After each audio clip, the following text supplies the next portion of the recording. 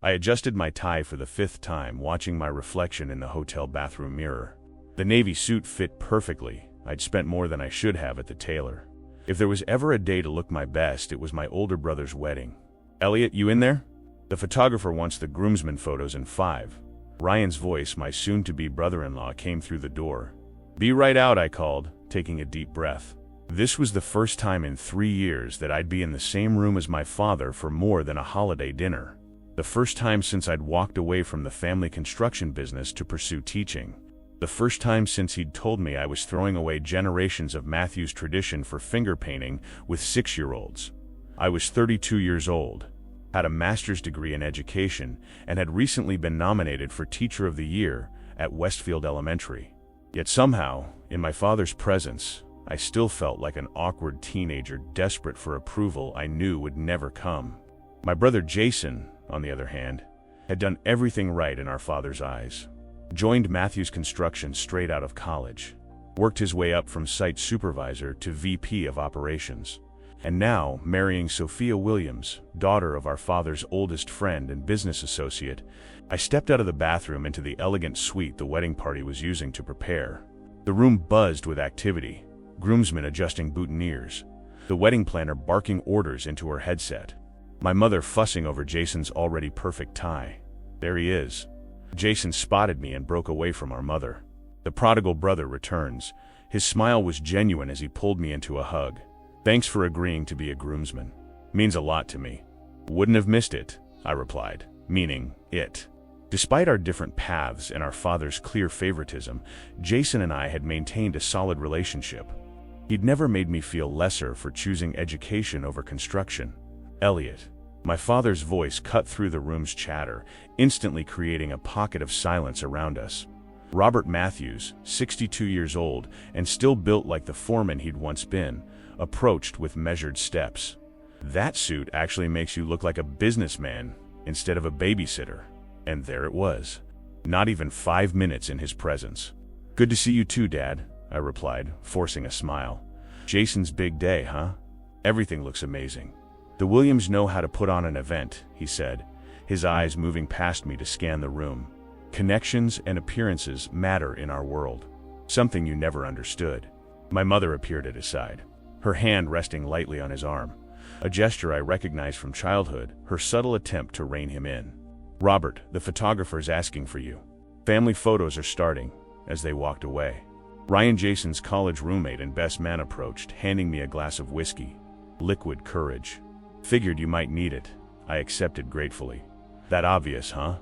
"Jason's told me enough stories." Ryan clinked his glass against mine.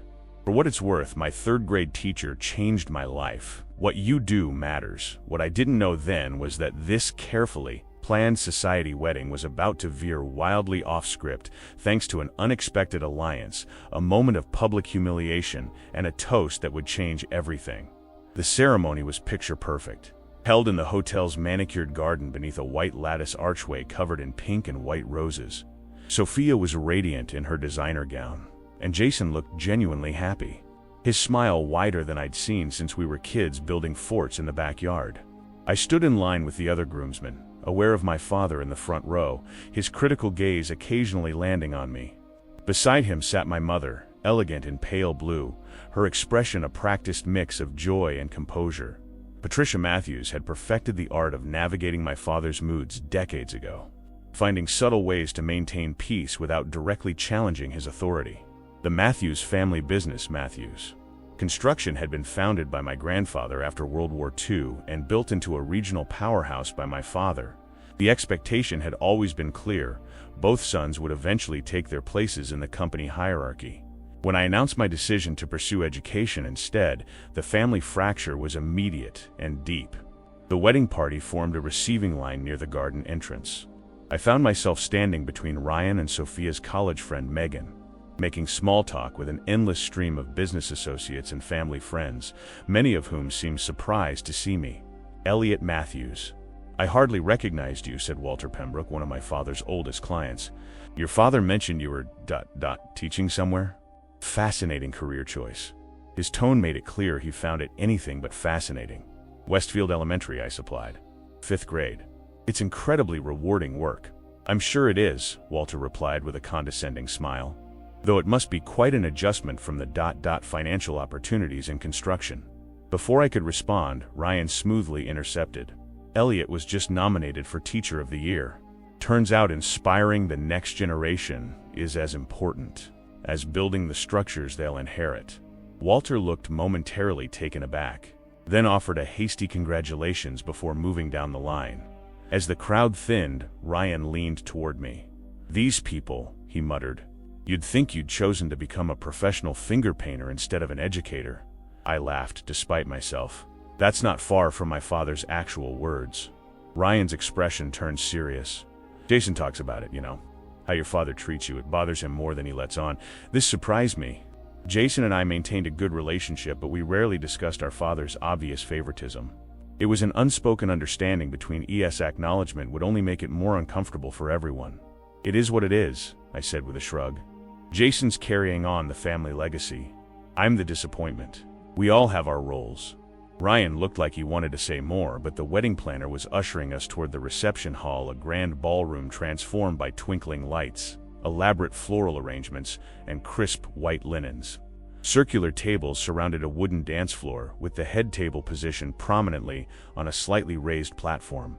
I found myself seated between Ryan and Sophia's sister, with my father thankfully positioned at the opposite end of the table.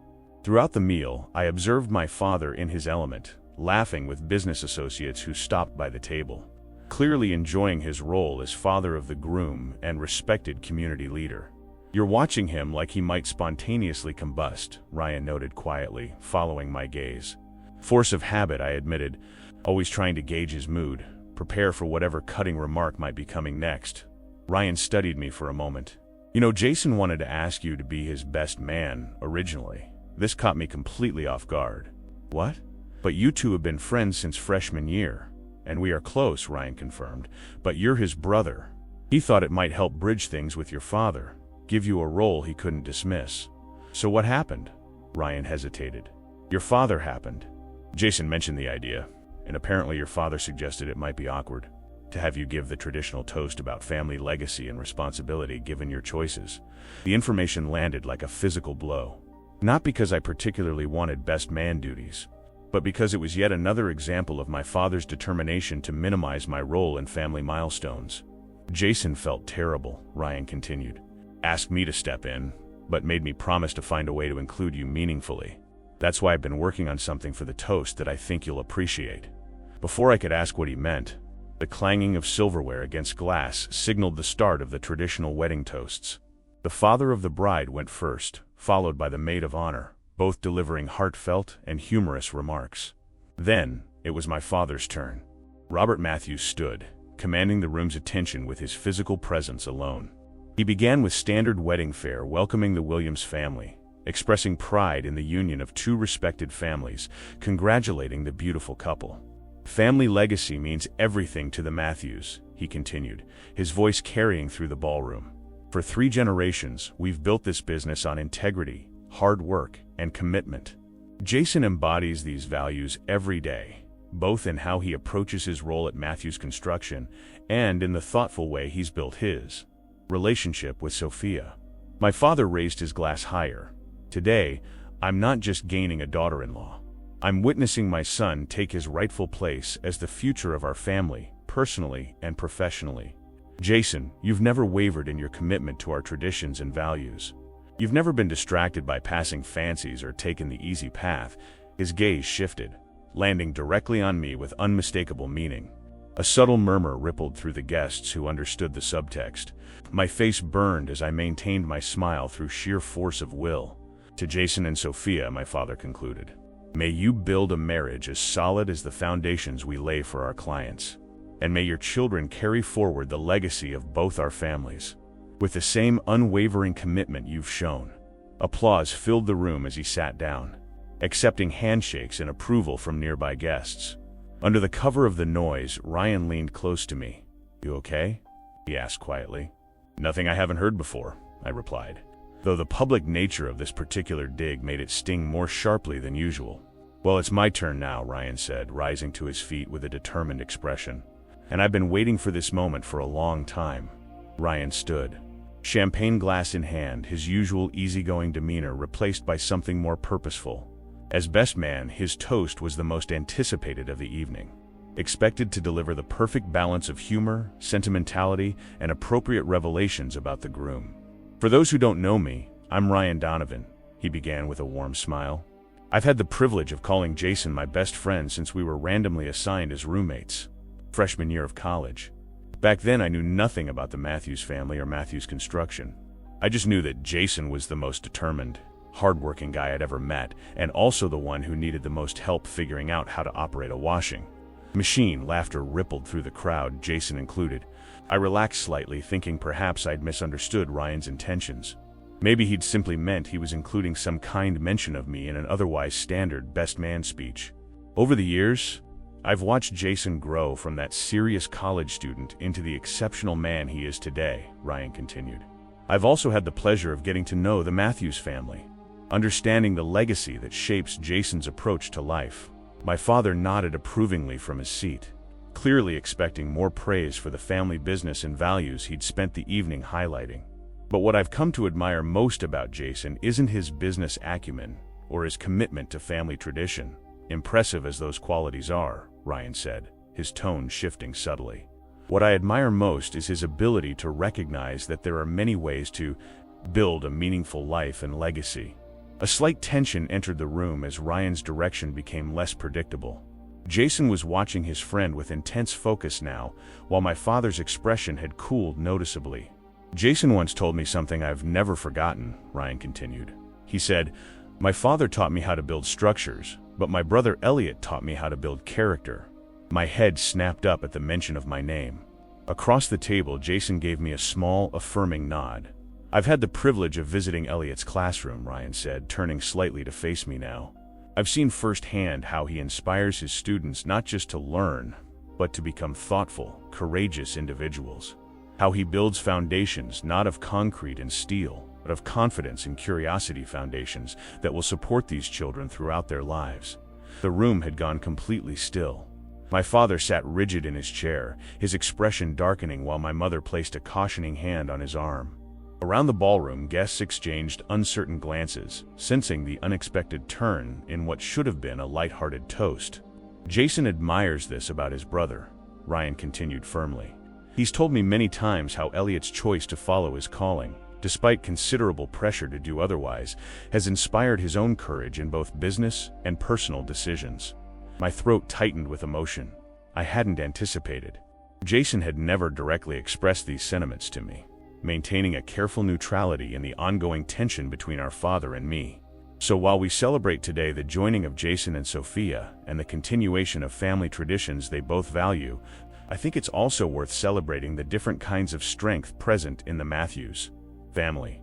Ryan raised his glass higher, turning fully to face me now.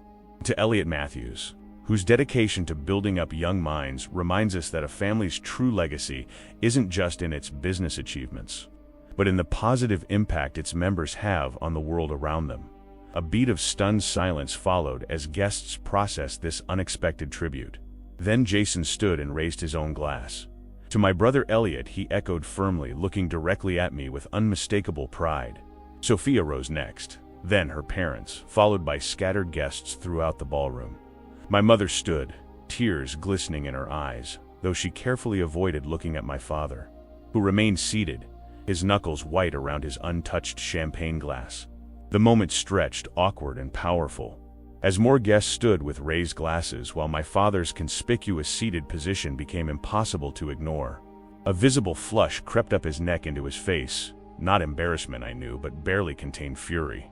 Finally, when the silence had become almost unbearable, my father rose stiffly, lifting his glass with mechanical precision, though he didn't repeat the toast to me.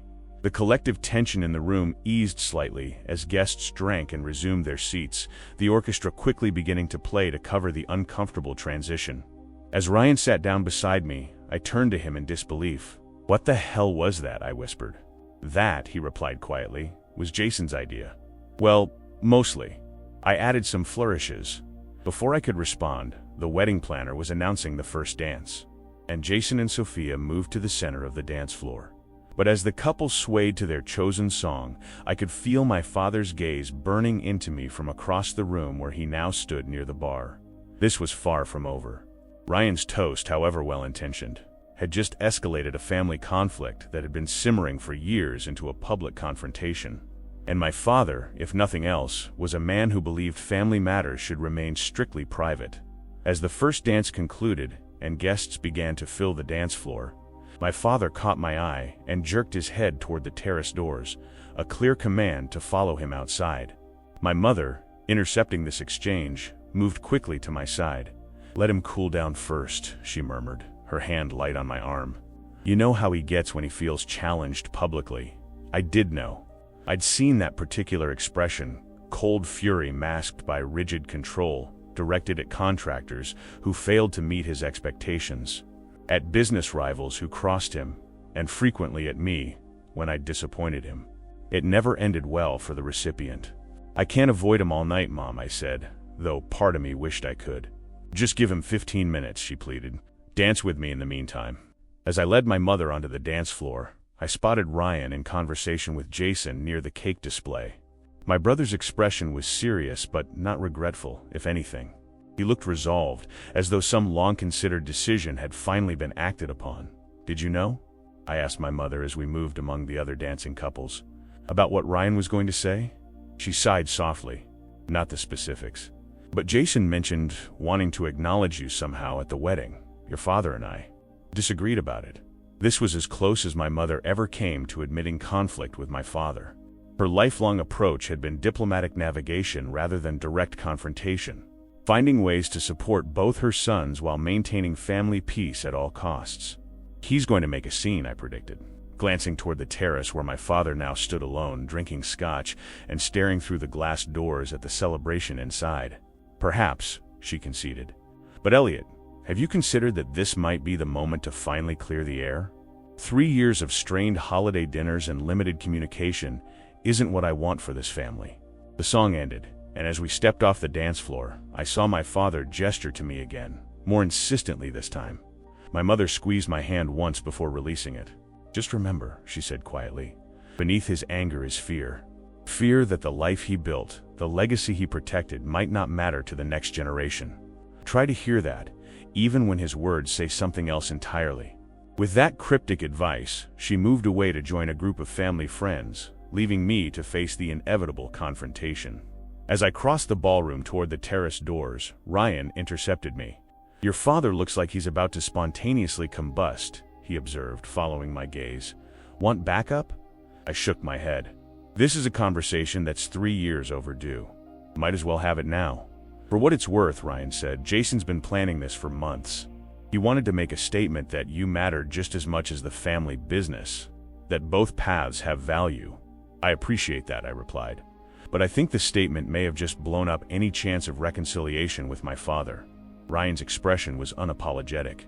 "Maybe what needed reconciling wasn't your career choice, but your father's narrow definition of success."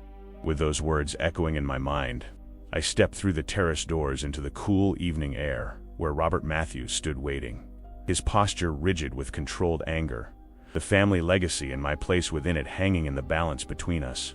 The terrace was mercifully empty, most guests drawn to the dance floor or dessert station inside.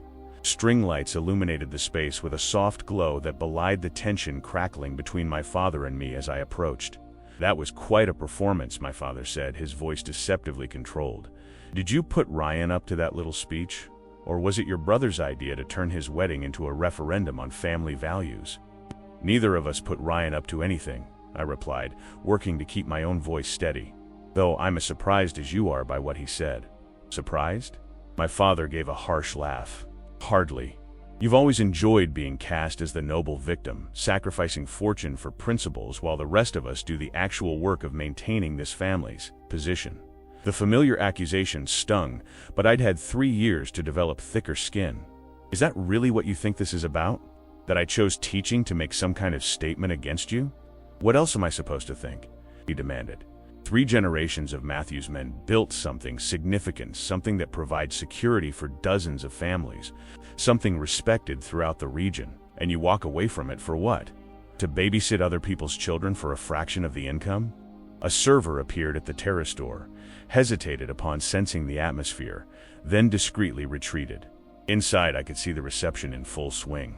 Guests, laughing and dancing, oblivious to the family drama unfolding just steps away. I walked away because I wanted to teach, I said simply, because I'm good at it, and because it matters. Not to make a point or to reject the family legacy. My father drained his scotch, setting the empty glass on the stone balustrade with more force than necessary. "Do you have any idea what it's like?" he said, his voice lower now. "To field constant questions from colleagues and clients about why my son is wasting his education and potential finger painting with 6-year-olds.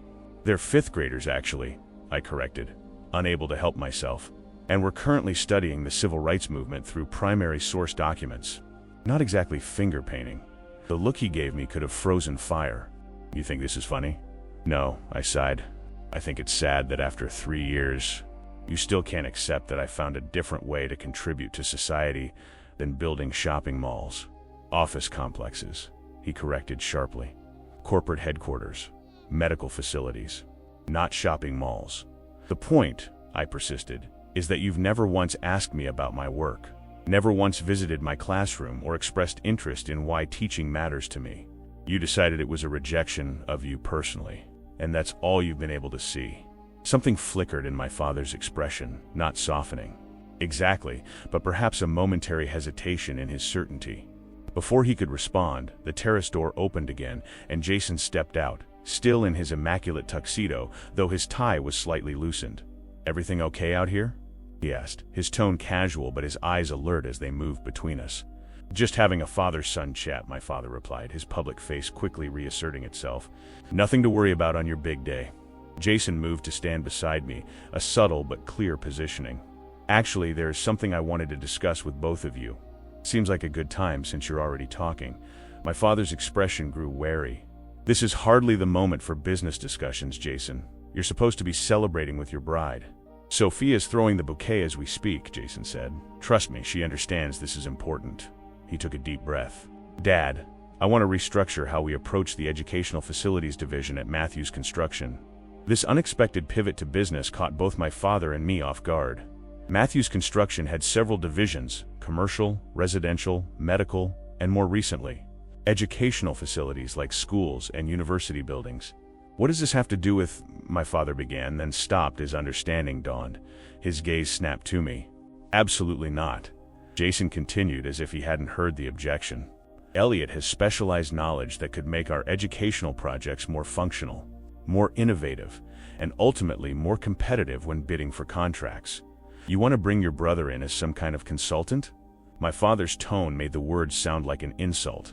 "I want to offer him a position as Director of Educational Design and Planning," Jason corrected. "Part-time, working around his teaching schedule. He'd consult directly with school administrators and teachers during the planning phase to ensure our designs actually serve educational needs rather than just meeting basic specifications." I stared at my brother in shock. This was the first I'd heard of any such plan, and from my father's expression, it was news to him as well. "You created a position for your brother without consulting me?" The dangerous edge had returned to my father's voice. "I'm still CEO of this company, Jason. These decisions aren't yours to make unilaterally." "I'm not implementing anything without board approval," Jason replied calmly. "I'm proposing a strategic expansion of our educational division with a uniquely qualified advisor. As VP of Operations, that's entirely within my purview." The calculated way Jason framed it, as a business strategy rather than a family reconciliation attempt, was masterful. He was speaking my father's language, making it harder to dismiss the idea outright. "And you think a 5th-grade teacher qualifies as an expert consultant?" my father challenged, though with less certainty now. "I think someone with a master's degree in education, 5 years of classroom experience, and intimate knowledge of how teachers and students actually use educational spaces is exactly the expert we need," Jason countered. "The fact that he's also intimately familiar with our company's operations and values is a bonus." My father turned to me. "And you? Are you part of this scheme?" "This is the first I'm hearing of it," I admitted. "But I have to say, it's not a bad idea. I've often thought about how poorly designed some school spaces are for actual learning." For the first time that evening, my father seemed temporarily at a loss. The business logic was sound, but accepting it would mean acknowledging that my teaching career might actually have value for the family business, a concession he'd been unwilling to make for 3 years. Before he could formulate a response, the terrace door opened once more. This time it was Sophia, radiant in her wedding gown, with my mother just behind her. "There you all are," Sophia said brightly, though her eyes quickly assessed the tension. "We're cutting the cake in 5 minutes. And I absolutely refuse to do it without my new husband and both my new father and brother-in-law present." My mother moved to my father's side, linking her arm through his. "Robert, the Williamses are asking for you. Charles wants to discuss that joint venture you mentioned earlier." It was a strategic extraction, giving my father a business-related reason to table our discussion and return to the reception. After a moment's hesitation, he nodded curtly. "We'll continue this conversation later," he said, looking between Jason and me. "This is neither the time nor place." He allowed my mother to guide him toward the door, where he paused briefly. "Elliot, whatever else happens, I expect you to maintain the family's dignity for the remainder of the evening. No more public spectacles." The rest of the reception passed in a blur of cake cutting, dancing, and carefully maintained public appearances. My father kept his distance, though I occasionally caught him watching me with an expression I couldn't quite interpret, not his usual disapproval, but something more complex. Late in the evening, as the celebration was winding down, I found myself at the bar beside an elderly man I vaguely recognized but couldn't place. "Harold Deacon," he introduced himself, noticing my uncertainty. "I worked with your grandfather for nearly 30 years. Retired now, of course, but your father kindly keeps me on the guest list for family milestones." The name clicked into place. Harold Deacon had been my grandfather's right-hand man at Matthews Construction, serving as chief engineer until his retirement shortly after my grandfather's death. "Of course, Mr. Deacon. I remember you from when I was younger. You taught me how to read blueprints at the company picnic one year." He smiled, pleased at being remembered. "Good memory. You were an unusually attentive child." He studied me for a moment. "That best man gave quite a toast earlier. Caused quite a stir among the old guard." I tensed slightly, preparing for another awkward conversation about my career choices. Ryan has always had a flair for the dramatic. Indeed, Harold's weathered hands rested on the bar counter. "You know, your grandfather would have understood your choice better than your father does." This unexpected comment caught me off guard. My grandfather? He built a company from nothing. If anything, I'd think he'd be even more disappointed that I walked away from his legacy. Harold shook his head slowly. "Frank Matthews didn't build that company to create a dynasty. He built it because he had a talent for construction and a vision for improving the community's infrastructure. The legacy he cared about was craftsmanship and contribution, not forcing his descendants into roles that didn't suit them." I leaned forward, suddenly intensely curious about this perspective on my grandfather, who had died when I was 12. "That's not the story my father tells." "No, I imagine it isn't," Harold agreed. "Robert always saw the business as a symbol of family prestige. Frank saw it as a vehicle for creating value." He took a sip of his drink before continuing. "Did you know your grandfather wanted to be a history teacher before the war?" "What?" This was entirely new information. "No, I never heard that." "Oh yes. Had plans to study history at college, teach at the high school level. Then Pearl Harbor happened, and like most young men of his generation, he enlisted. Came back with engineering skills learned in the Army Corps of Engineers and a practical mindset about rebuilding his life. Quickly, I struggled to reconcile this image with the imposing figure I remembered, a man who seemed to embody the construction business in his very being. Why didn't he pursue teaching after the war? Different time, Harold shrugged. Men with families to support needed steady, reliable income. Teaching didn't provide that then. But he never lost his love of history. Had quite the library in his home office, if you recall. I did remember the floor-to-ceiling bookshelves in my grandfather's study, though as a child I'd paid more attention to the impressive model buildings displayed on his desk than the books surrounding them. The point is, Harold continued, Frank built a construction company because it matched his skills and the needs of his time. Not because he thought construction was inherently more valuable than education or any other profession. He fixed me with a direct look. He would have been proud of a grandson who found his calling in teaching, just as he's undoubtedly proud of the grandson who found his in construction.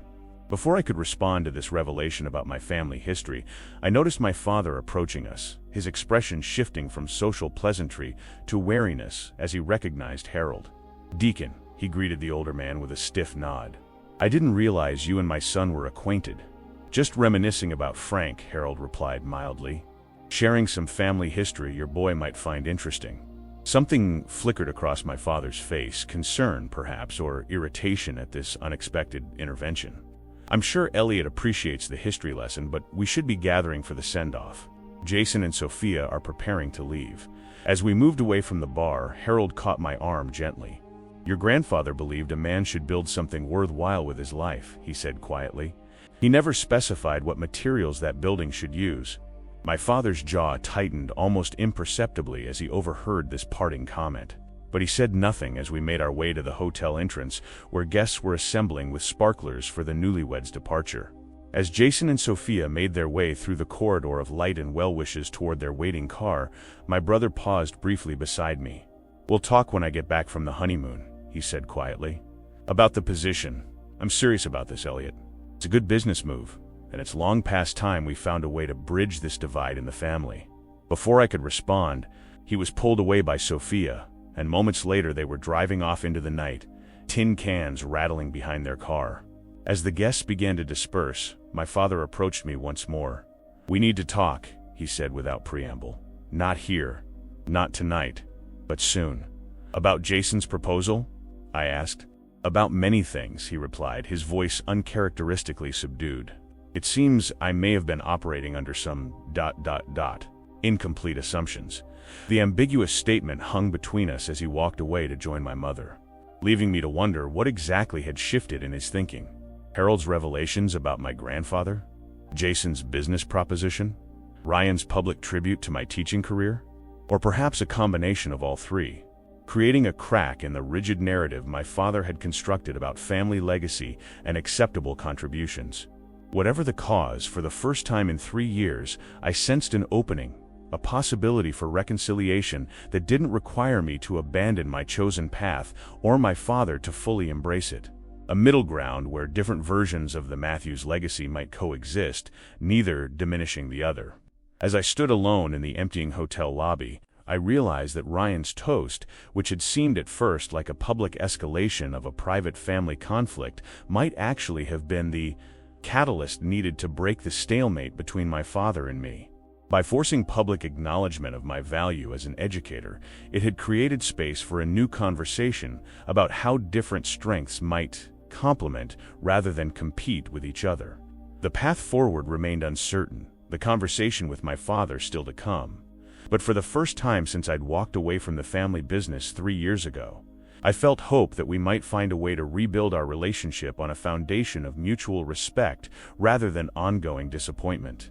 The day after the wedding dawned with the peculiar emotional hangover that follows major family events, a mixture of relief that the anticipated stress was over and uncertainty about what new dynamics had been set in motion. I woke in my hotel room to multiple text messages, one from Jason thanking me for rolling with the surprises at the reception, another from Ryan checking if I'd survived the aftermath, and a more formal one from my mother requesting that I join my parents for brunch before checking out. The latter filled me with both trepidation and curiosity. Typically, post-wedding family brunches were casual, open invitation affairs for out-of-town guests.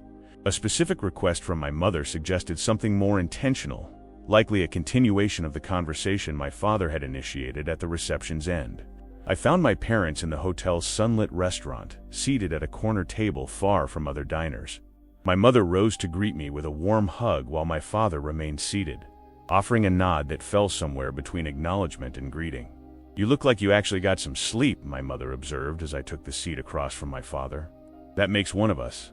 "Long night of dancing," I replied non-committally, reaching for the coffee the server promptly delivered.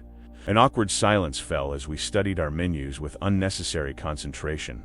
After ordering, my father cleared his throat, setting aside his water glass with deliberate precision. "I spoke with Harold Deacon at length after you left last night," he began, his tone carefully neutral. "He shared some perspectives on your grandfather that I'd overlooked over the years." My mother watched him with subtle attentiveness. her expression revealing nothing about whether she'd been part of this conversation or was hearing this development for the first time. "He mentioned Grandpa's interest in teaching," I prompted when my father didn't immediately continue. My father nodded, his fingers drumming once on the tablecloth before he stilled them. "Yes, among other things." He seemed to be choosing his words with unusual care. "Your grandfather had diverse interests and talents. The construction company became his primary legacy. But it wasn't his only contribution to the community." This measured acknowledgement was so unlike my father's usual absolutist statements about the family business that I found myself momentarily speechless. My mother smoothly filled the gap. "Your grandfather served on the school board for 15 years, she offered. "He established a scholarship fund for trade school students. He valued education deeply, even if his own took an unconventional path. I was raised to see the company as the embodiment of the Matthews legacy," my father continued, meeting my eyes directly. "Perhaps I've been overly narrow in my definition of what continuing that legacy might look like." The admission halting and carefully phrased as it was represented. Such a significant shift in my father's position that I felt a sudden tightness in my throat. For 3 years, I'd wanted some acknowledgement that my career choice could be valuable, that I wasn't simply rejecting family responsibility by pursuing education. "Jason seems to think there's a way to bridge our different paths," I said cautiously.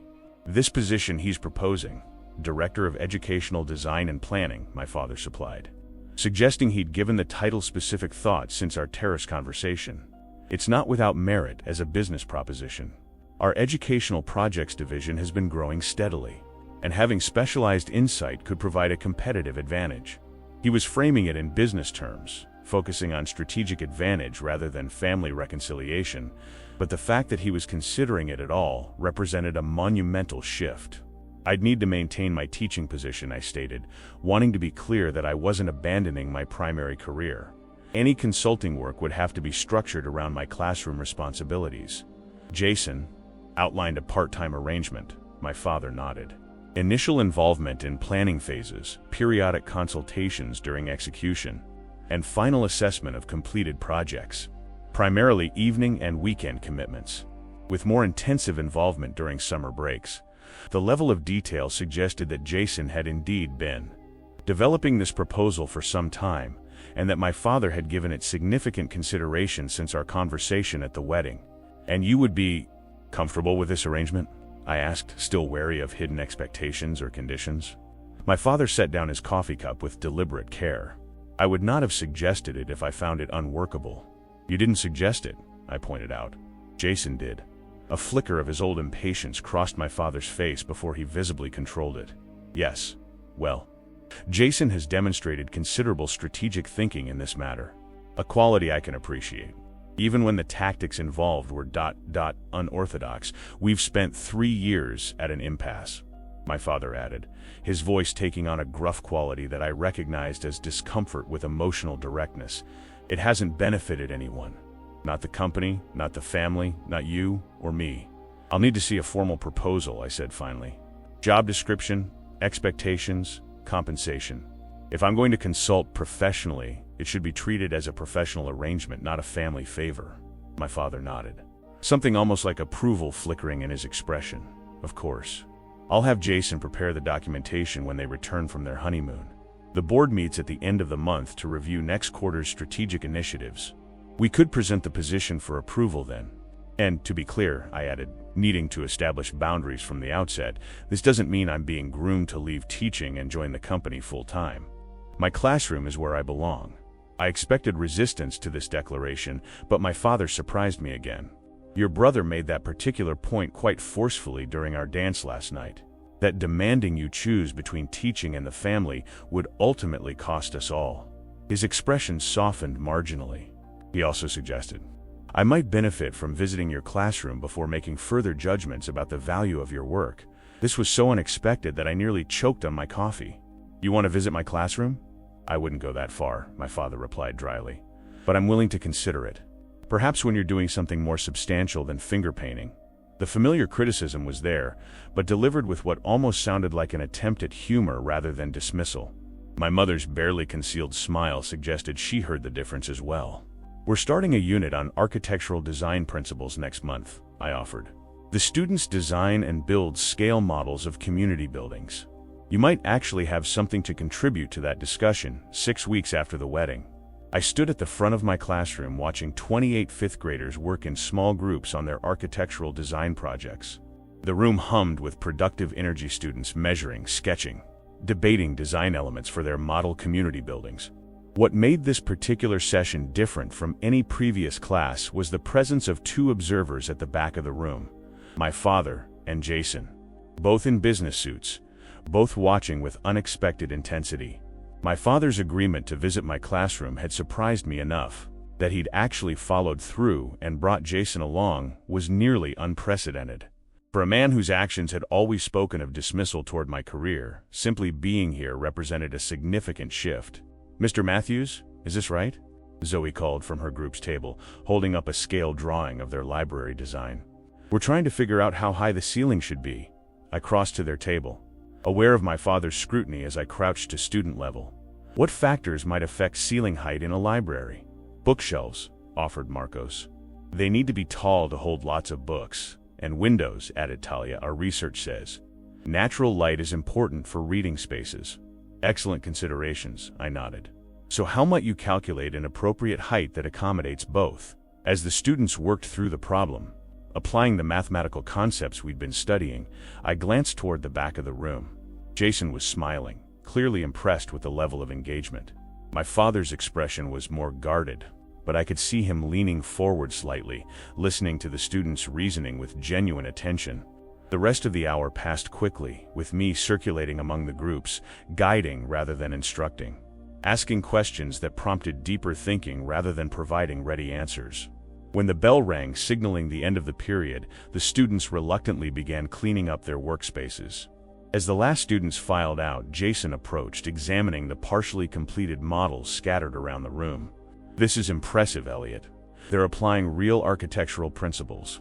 "That's the idea," I replied, straightening a stack of graph paper. "Learning through application rather than abstract concepts." My father moved to join us, picking up a student's sketch of a hospital design.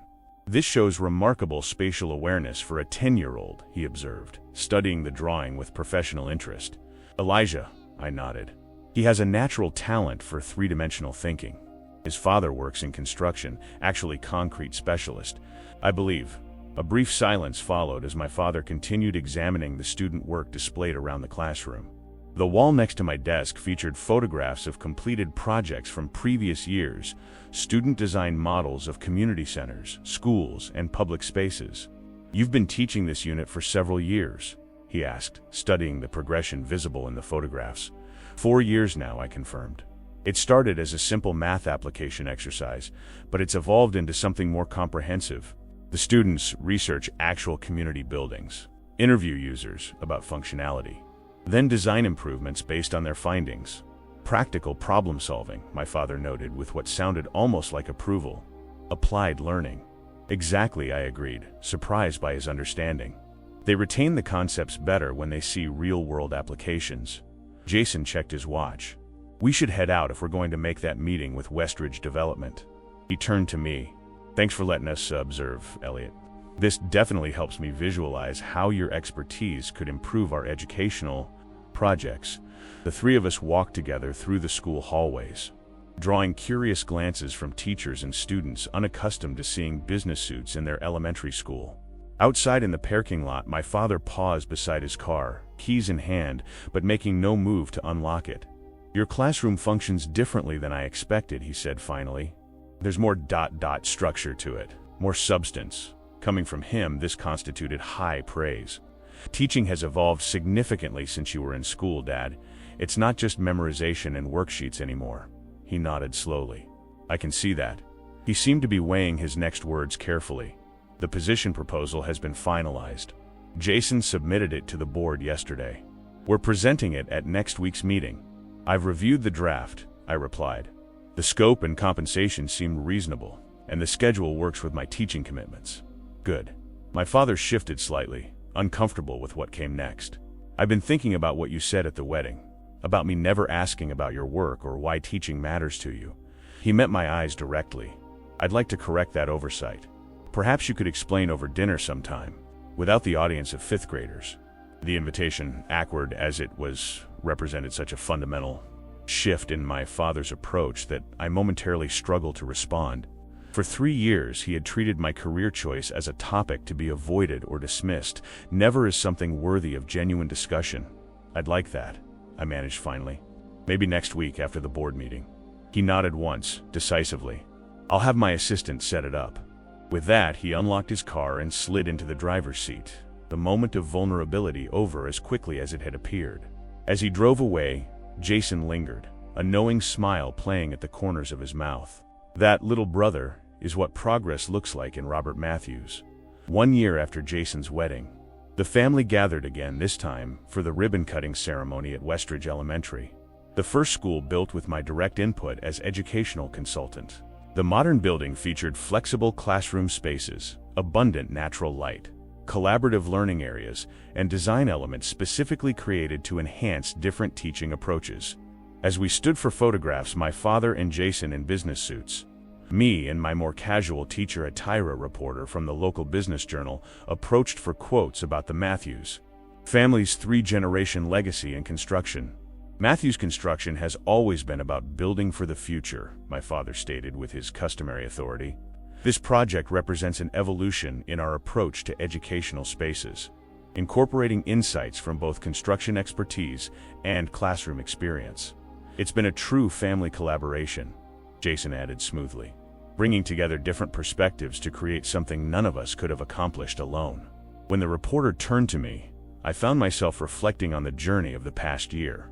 Great buildings, like great families, need both strong foundations and room to grow, I said. This school represents both tradition and innovation, honoring established principles, while creating space for new possibilities.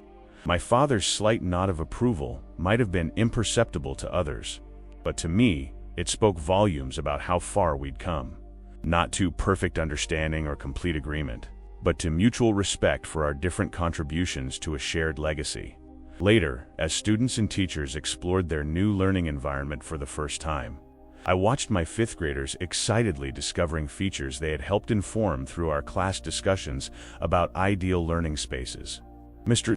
Matthews, look, they actually did the reading nooks we talked about," Zoe called out, pointing to the windowed alcoves built into the library walls.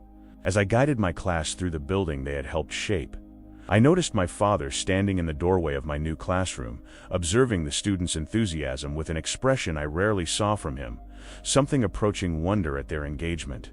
"They really care about this building," he remarked when I joined him briefly. "I'm not sure I've ever seen users this excited about a project completion because they were part of the process," I explained. "They feel ownership because their ideas were taken seriously, incorporated into something permanent."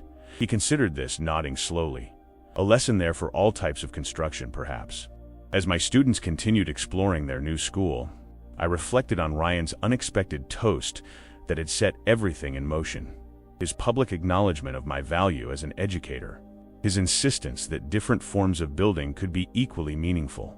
What had seemed like a potential disaster at the time had ultimately created the opening for a new kind of family relationship to emerge.